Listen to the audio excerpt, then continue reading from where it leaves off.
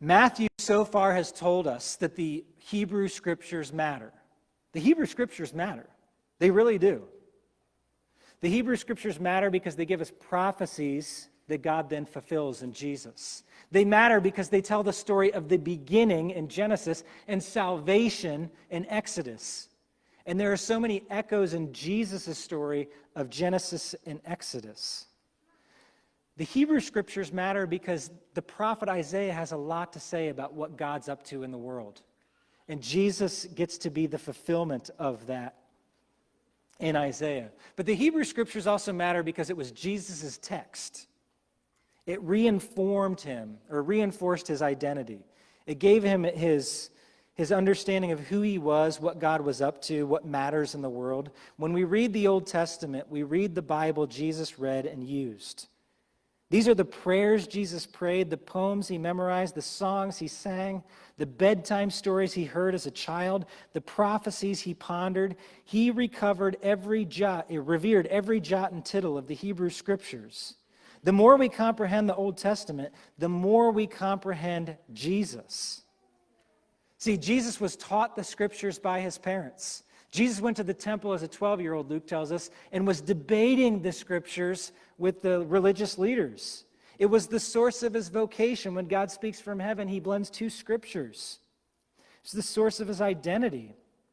We see Jesus throughout going to Sabbath, going to synagogue, going to festival. Every time he went to one of those, he was living out the Hebrew Scriptures. He was teaching the Hebrew Scriptures. He was hearing them. He even says in Matthew 5, I didn't come to abolish the law, I came to fulfill it. He has countless references and quotes and allusions to the Scriptures, maybe up to 90 according to some studies. Or if you put Matthew, Mark, Luke, and John together, you could say there were 130 times that Jesus refers to the Hebrew Scriptures. But what he does here is really important. Because here, let me go back one picture, he quotes just 3 passages, all in Deuteronomy, and they're moving in a direction. So he starts with Deuteronomy 8, and then he goes to Deuteronomy 6, 13, and then 6:16, then 6:13. And that's all pointing toward this, which was the core of the Hebrew Scriptures. Hear, O Israel, the Lord your God, the Lord is one.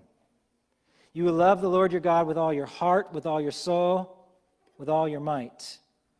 These words which I am commanding you today shall be on your heart. Jesus understood that was the core of the Scripture. This is who God is. He is one. He is almighty. He is in relationship with us, and I will love him with everything I have. That's what the Scriptures taught Jesus. The Scriptures taught Jesus how to love God the Father. See, Scripture anchors us in temptation, but you can't just quote Scripture and suddenly temptation disappears.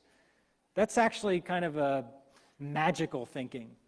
Like you can quote Scripture like an incantation, and all of a sudden you'll never want to click on that link. And all of a sudden you'll never despair about your work. And all of a sudden never you'll be discontent about things in your life. Just quote the Scripture. I can do all things through Christ who strengthens me. Just quote the Scripture. Don't worry about your life, and you'll never be anxious again. Does that work? Wrong. Doesn't work that way. Scripture is not magic. Not in that way. The reason it was an anchor for Jesus is because he lived in these Scriptures. He meditated on them. He read them. He memorized them. He taught them. He soaked them up. They were part of his everyday life and conversation. And we can overcome temptation if Scripture anchors us like we live in them.